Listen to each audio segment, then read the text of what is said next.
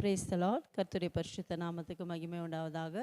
இந்த நாளு கூட மீண்டும் இந்த டெய்லி டெலிவரன்ஸ் மூலியமாய் கர்த்தருடைய வார்த்தை கொடுக்க தேவன் கொடுத்த வாய்ப்புக்காக தேவனுக்கு நான் நன்றி செலுத்துகிறேன். இதை பார்க்குறவங்க அனைவரும் கர்த்தராகிய இயேசு கிறிஸ்து நாமத்தினால் உங்களை வாழ்த்துகிறேன், உங்களை ஆசீர்வதிக்கிறேன். நீங்கள் எல்லாம் கர்த்தருக்குள் சுகமாய் சேமமாய் இருக்கிறீங்கன்னு விசுவாசிக்கிறேன். இந்த நாளில் கூட நம் கர்த்தருடைய வார்த்தையை பார்ப்போம். ரோமர் எழுந்த புஸ்தகம் 10ஆம் அதிகாரம் 11ஆம் வசனத்தை வாசிப்போம். Romans chapter 10 verse 11. கர்த்தருடைய வார்த்தை எப்படியாவது சொல்லுகிறது, அவரை விசுவாசிக்கிற எவனோ அவன் வெட்கப்படுவதில்லை என்று வேதம் சொல்லுகிறது. ஆமென். என் அன்பார்களே, இந்த நாளில் கூட ஏசப்பா உங்களை பார்த்து சொல்றார், அவரை விசுவாசிக்கிற எவனோ, நீங்கள் ஏசப்பா அறிந்தவர்களோ அறியாதவர்களோ யாரா இருந்தாலும் சரி, யாரெல்லாம் ஏசப்பா விசுவாசிக்கிறீங்களோ அவரை நம்புறீங்களோ நீங்கள் வெட்கப்பட்டு போவதில்லை. ஒருவேளை இதை பார்த்து கொண்டு இருக்கிற நீங்கள் கூட எந்த சூழ்நிலை நான் வெட்கப்பட்டு போயிடுவோமா, என் வாழ்க்கையில் இப்படிப்பட்ட காரியங்கள் இருக்குது, நான் வெட்கப்பட்டு போயிடுவேனா, அவமானப்பட்டு போயிடுவேனா, நிந்திக்கப்பட்டு போயிடுவேனா, கலங்கி கொண்டு இருக்கிறீங்களா? ஒருவேளை அது உங்கள் குடும்ப காரியமாக இருக்கலாம், நீங்கள் வேலை ஸ்தலமாக இருக்கலாம், உங்கள் ஊழியத்தின் பாதையில் இருக்கலாம். எந்த காரியம் இருந்தாலும் ஏசப்பா உங்களை பார்த்து சொல்கிறார், அவரை விசுவாசிக்கிற எவனோ வெட்கப்பட்டு போவதில்லை. என் மகனே, என் மகளே, நீ எந்த சூழ்நிலை கலங்கி கொண்டிருக்காய், வேதனைப்பட்டு கொண்டிருக்காய், நீ வெட்கப்பட்டு போவதில்லை என்று ஏசப்பா உங்களுக்கு வாக்கு கொடுக்கிறார்.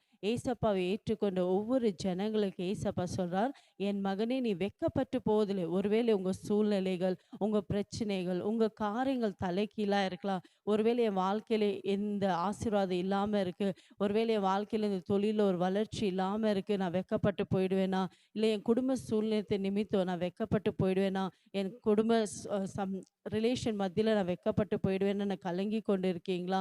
ஒருவேளை திருமண காரியத்தில் தடையாக இருக்குது, இந்த காலத்தில் வெட்கப்பட்டு போயிடுவேன், நான் செய்கிற பிஸ்னஸில் ஒரு ஆசீர்வாதம் இல்லை என்று வெட்கப்பட்டு போயிடுவேன் நினைக்கிறீங்களா? ஏசப்பா உங்களை பார்த்து சொல்கிறார், நீங்கள் அவரை விசுவாசிக்கும் போது அவர் உங்களை எந்த சூழ்நிலை வெட்கப்பட விட மாட்டார். ஆமென்.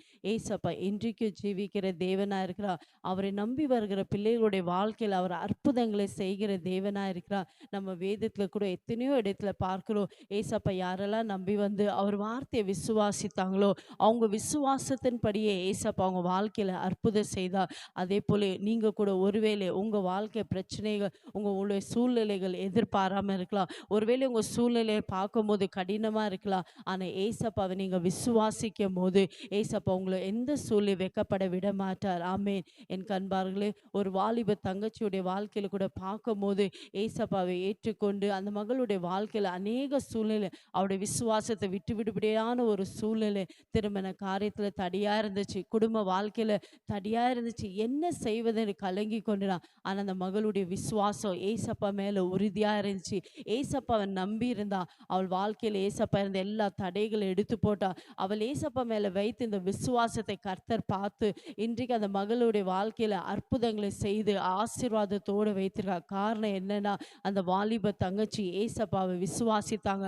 அவங்க சூழ்நிலை அவங்க பார்க்கல, அவங்களுடைய வாழ்க்கையில பார்க்கும்போது எல்லா சூழ்நிலையும் எதிர்பாராமல் இருந்துச்சு. அவங்க வாழ்க்கையில் எல்லா சூழ்நிலையும் ஒரு இக்கட்டான சூழ்நிலை இருந்துச்சு. ஆனால் அந்த வாலிப தங்கச்சி ஏசப்பாவை விசுவாசித்தா, ஏசப்பாவை நம்பினா, எந்த சூழ்நிலை ஏசப்பாவில் வெட்கப்படுத்தாதபடி அவளுடைய திருமண காரியங்களை வாய்க்க செய்தார், குழந்தை பாக்கியத்தை கொடுத்து ஆசீர்வதித்தார்.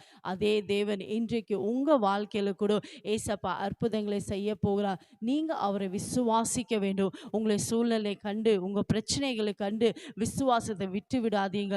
உங்கள் சூழ்நிலைகள், உங்கள் பிரச்சனைகள் எவ்வளோ பெரிதாக இருக்குது பார்க்காதீங்க. உங்கள் விசுவாசம் எவ்வளோ பெரியது என்று ஏசப்பா பார்க்குறாரு. உங்கள் விசுவாசத்தை கண்டு ஏசப்பா இன்றைக்கு உங்கள் வாழ்க்கையில் அற்புதம் செய்கிறார். எந்த சூழ்நிலை நீங்கள் வெட்கப்பட்டு போயிடுவேன்னு நினைக்கிறீங்களா?